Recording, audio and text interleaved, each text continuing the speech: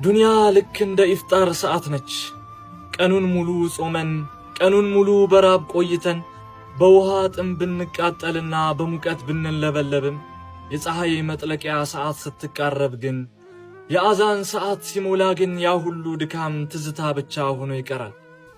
አሁን ያላችሁበት ጭንቀት፣ ያዘነው ቀልባችሁና የሚከብዳችሁ መከራ ልክ እንደ ጾም ሰዓት ነው። ይርባችኋል፣ ይጠማችኋል። መቼ ይሁን የሚነጋው ብላችሁ ራሳችሁን ትጠይቁ ይሆናል። ነገር ግን የኢፍጣር ውሃ የሚጣፍጠው ቀን ላይ በደንብ ለጠማው ሰው ብቻ ነው። የጀነትም ጣዕም የሚታወቀው በዚህች ዱንያ ላይ መከራን ለቻለና በትዕግስት አልሐምዱሊላህ እያለ ለቆየ ሰው ብቻ ነው። አዎ የእናንተም የዱንያ ድካም ነገ ያልፋል፣ የደረቀው ሕይወትም ይረጥባል። የዛሬው ትዕግስት ነገ ትልቅ ድግስ ሆኖ ይጠብቃችኋል።